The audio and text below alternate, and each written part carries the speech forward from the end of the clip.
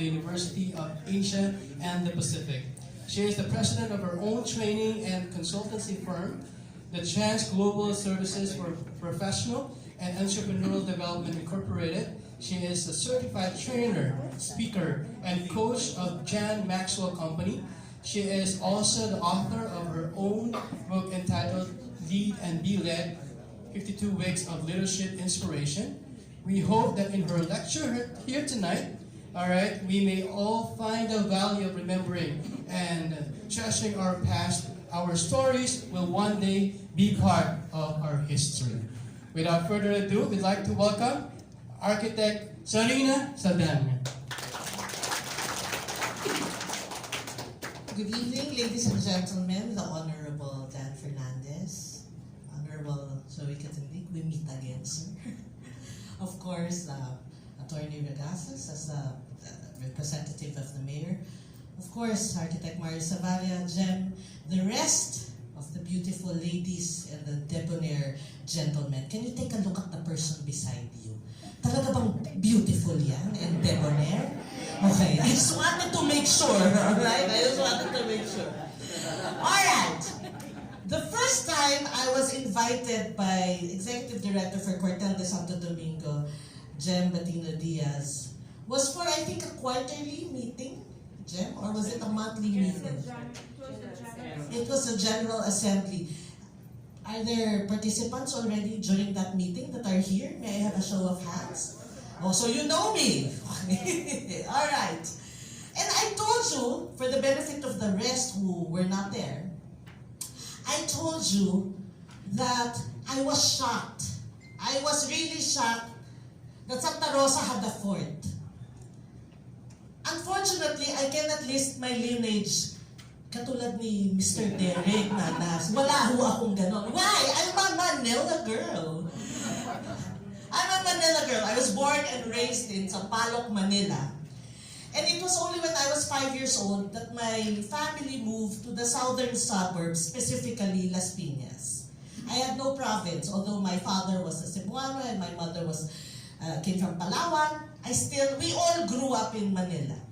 I took my schooling in Manila again and Quezon City. So I had no idea of what he just said. Everything that he said, I learned from the textbooks. And so I loved his talk. I really loved. Don't you love his talk? Right? It tells you about the roots. Now, my weekends when I was young was spent now discovering Southern Tagalog, the provinces of Laguna, Batangas, and Cavite. In Laguna, during the weekends, my family loved to go to the hot springs of Los Baños. We went to visit Rizal in Calamba. We went to get puto in Binyan. We never went to Santa Rosa. We didn't know Santa Rosa until Enchanted Kingdom came. Until Enchanted Kingdom came. And that's very memorable because you know my husband, the dashing debonair, this will cost you some shopping money. 22 years ago, proposed in Enchanted Kingdom. So pareho kami ng anniversary ng Enchanted Kingdom. But that meant that we went to Enchanted Kingdom monthly. When we got to the toll gate, we always turned left. Panibago. Turn left. There's nothing on the right. Until, throughout the years, we realized, we heard that there were shopping outlet stores and a few good restaurants to the right. Paseo de Santa Rosa, where we are right now, no? At least this area. And so we started going to the right. And throughout the years, we saw the development of Santa Rosa. Before, when we went to the Tagaytay, we went through Aguinaldo Highway. There was no Santa Rosa Tagaytay Road at the time, right? So, I got to explore Cavite. But now, Santa Rosa, every time we come here, there's always a new factory getting set up. You have villages left and right. So many good restaurants are here. And so many people. So many people. And then the traffic came. They said traffic is a sign of progress. Is that true, sir? It is a sign of progress. I realize now that this is the new Santa Rosa. But going back to the time that I was invited for the cuartel for a talk, now I got surprised again. My husband and I were zigzagging through narrow streets. And then I suddenly saw, wow, the City Hall. Wow, the Coliseum. And there were a lot of modern hospitals and schools all around. But what struck me, there were children playing in the streets. Teenagers playing basketball. Mothers with their babies were out of their homes and chit-chatting with the neighbors. Pag-chismisan. These scenes, you don't see anymore. Especially in the city. You don't see them anymore because of modern technology. I realized I was in old Santa Rosa. There were more people smiling in old Santa Rosa compared to the new Santa Rosa. Perhaps because they did not originally come from Santa Rosa. Am I correct? But the old Santa Rosa, you know, they were all smiling even if I was a stranger. Right now, you're all smiling at me. It's so warm and it's so loving, it's so sincere. And you know, I take my hats off, kudos to the men and women behind the transformation of Santa Rosa, where you brought the old to the new. You have made Santa Rosa now the forefront of Laguna. If you say Laguna, people think Santa Rosa, right? I don't hear about the towns that I already go to when I was a child. Now, if you go to Laguna, you go, oh, you're going to Santa Rosa? No Valley, where we are right now. Right? So when Jen invited me once again to speak to you tonight, I was thinking, what is the topic for tonight? I cannot lecture you the way our very good historian did. I just wanted to talk about the launch of this magazine. Why? Because guess what? It is another milestone in Santa Rosa's cap. Right? Right? Give yourselves a hand. But tonight, I want to teach you something. Are you ready for a lesson? I want to teach you 3 words in 3 different languages. Are you excited? Are you excited? Come on, give me some love. Give me some excitement. All right. I love it. Okay. Word number 1. Irdis. Can everybody say irdis? Irdis. Irdis is Latin for air. Hindi air hangin. Hindi air ng Kapampangan, walang H, buhok. Hindi. Air. H-E-I-R. Tagapagmana. And do you know that air is the root word for what? For what word? Can anybody guess? Heritage. Yes, madam. Heritage, such a big word. 2 days ago, the world was shocked because we lost Kobe Bryant. Right? We were all sad.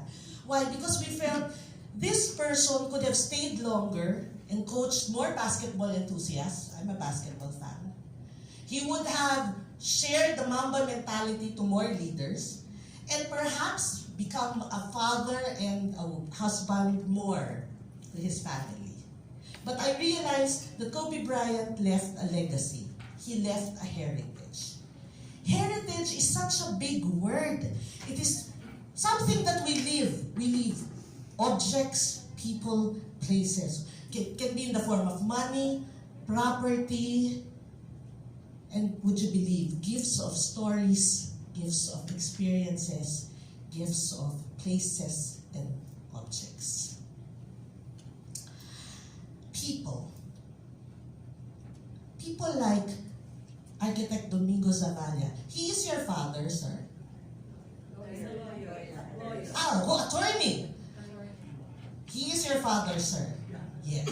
Attorney Domingo Zavalla was the first Rosanense educated in the prestigious Harvard University. That's in that magazine. Architect Mario Zavalla, we already know that he's an advocate for historical preservation, specifically for Cuartel de Sto Domingo and some others. But did you know that he's also from showbiz royalty? Oh, you did not know that. He was part of the Blue Boys, the nemesis of Ronnie Poe's low-waist gang.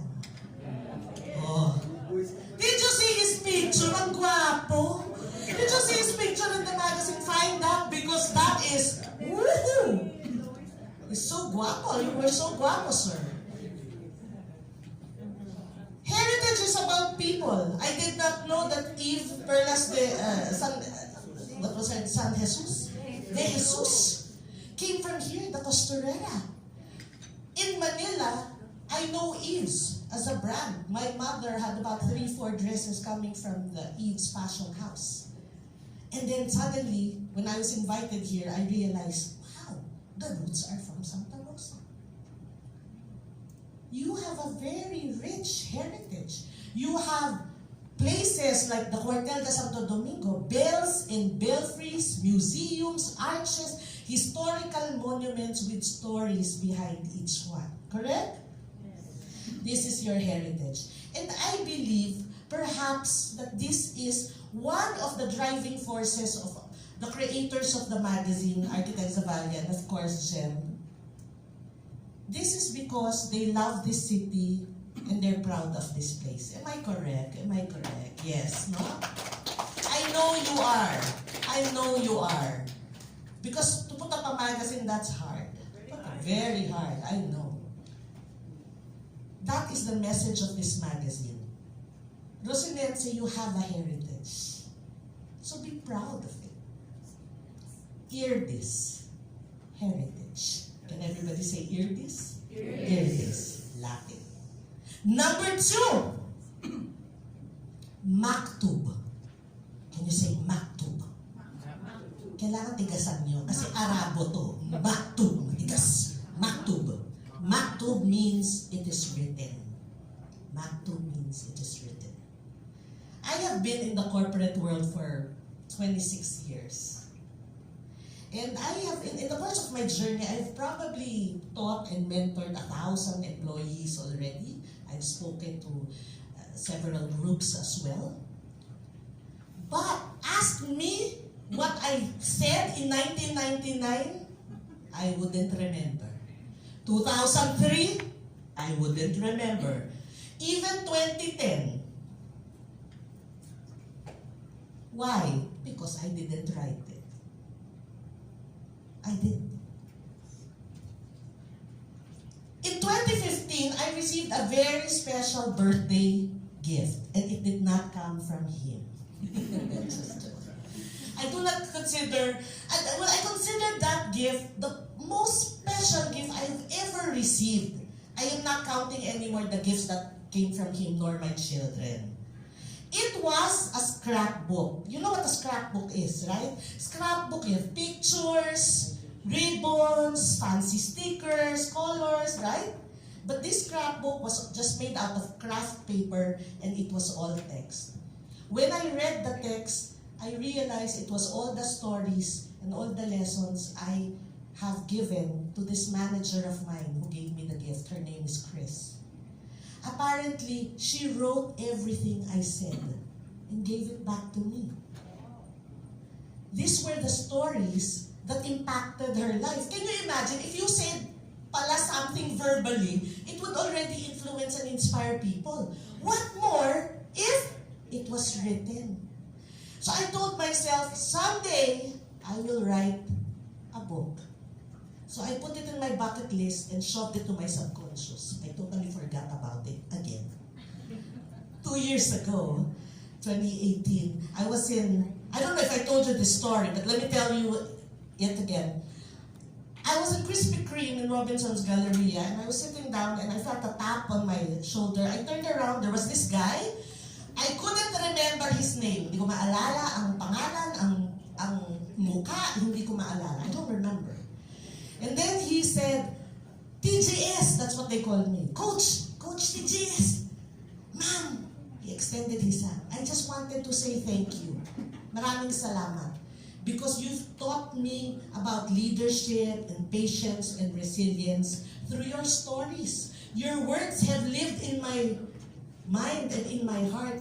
I was just hoping that, we could still go together, get together, and maybe we will have a reference that I can go back to so I can tell the stories now to my staff. I am now a manager of the company. For somebody who's as talkative as I am, I was speechless, I was stunned. But that was the moment I said, take out your bucket list from the subconscious and take it out from the bucket. Write your book. In 2019, I did write the book. It was published in June. It's called Lead and Be Led. And I was very happy because it chronicles my 26 years. Why did I share to you my story? It's because I feel that maybe, are there any contributors in the magazine who are here right now? Yes, there are. Yes. Maybe we have similar stories. We have similar stories, Jen. That we have a story to tell, we have a message to share. Am I correct? We have a message to share. And we have a burning desire for that message to reach the audience. Am I correct?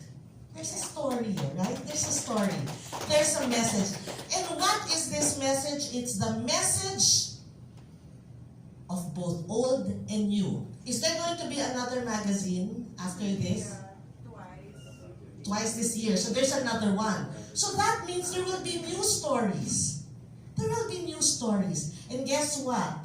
My dear friends, they will all be remembered. Why? Maktub. It was written. So hats off to you, Jen, because you just made your history live forever. That's what you did. That's what you did. Okay? Are you ready for word number 3? Word number 3 is Hebrew. Hindi naman ako maglalakad sa tubig, pero Hebrew. Hebrew. Can everybody say Teshuvah? Teshuvah. Teshuvah is Hebrew for come home. Come home. Have you ever watched the movie Patriot? Sige na, abungin na natin mga edad natin. Mel Gibson, yung may dalawang armies. Have you watched Patriot? Right? Okay. And if you didn't watch Patriot, I'm sure you have watched any war movie. Siguro naman, di ba? May war movie. And when there's a scene of war, where you have two armies and there's like a battlefield, what are the things that you see? What are the things that you see? Soldiers, weapons, what else? What else? Oh, dead bodies. Takot ka naman, sir. Okay. Of course, dead bodies. What else? Have you ever noticed the flags? That armies brought flags? And then did you notice that there were drummers and bugle boys? I thought before that they were only for cinematic effect. I didn't know they were actually factual. From my research, I found out that an army pala, before you go to war, you will have to establish yung mga set formations. They have to learn set formations before you go to battle. Now, when you go to battle, the flag is there to provide you direction. So that remember, they're fighting. So there's amidst the dust, the smoke, dead bodies, and people who are still fighting. The soldiers, from the corner of their eye, they're still looking if the flag is still up. So if the flag is still up, it means what? Continue. Buhay pa tayo. Go. Fight. Attack. The drums and the bugle also had a purpose. Apparently, these objects were used for the generals to command the troops. Because you can't really shout, oh, nasa kaliwa mo, nasa kanan yung kalaban mo. Hindi ba? You can't shout anymore, right? So they use the drums and the sound from the bugles to give directions. Fight, continue to fight, maybe change direction, go to the left, go to the right. Retreat, wag naman sana. Or just continue the fight because we're still alive. Why did I share with you this? Because these objects provided focus and direction. Focus and direction. They called on to the soldiers. It was their form of communication. What to do? What was the next thing to do? This magazine is your flag. It is your drum. It is your bugle. Why? Because it calls on you, the Rosanenses, to read and to fight. The Honorable Dan Fernandez talked about that the fight for Cuartel de Sto Domingo is not yet over. Correct, sir? It's not. This magazine will remind you that yes, you have victories, but the fight is not yet over. The magazine also talks about your bukal or your bukol. Or the museo. Yes, we talk about those. What does it mean? It calls now to your people, to the residents of Santa Rosa, old and new, to come and visit, to come and learn more. The young generation, you ask them, do you know what a costurera is? Ask them. They wouldn't know. They wouldn't know. I don't know nga kung dressmaker, they also know. Right? They don't know what a costurera is, so it also calls to the young generation. Learn. Come home and learn. Teshuva means come home. So I want you to take a look. I want you to get a partner. You don't have to stand up. Just look at, get a partner. Now, I want all of you to say to your partner, hear this. And now your partner will say, heritage. Yan. Say, the other partner will say, maktub.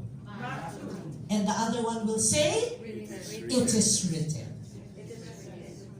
And one last, can the person on the right say, teshuva? And tell the person, come home. Come home. Teshuva ha, hindi tissue ba? Okay, parang nagpaabot ka ng tissue. Okay, hindi teshuva. What is the message? What is the message? This is a milestone for tonight. What is the message of this magazine? It's in 3 words.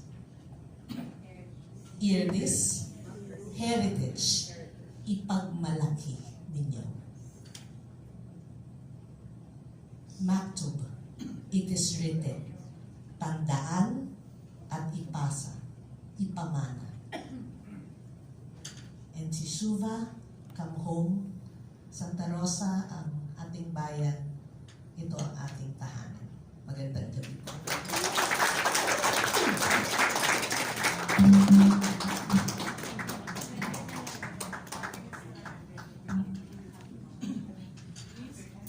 All right, thank you very much, Architect Sarina Saldana.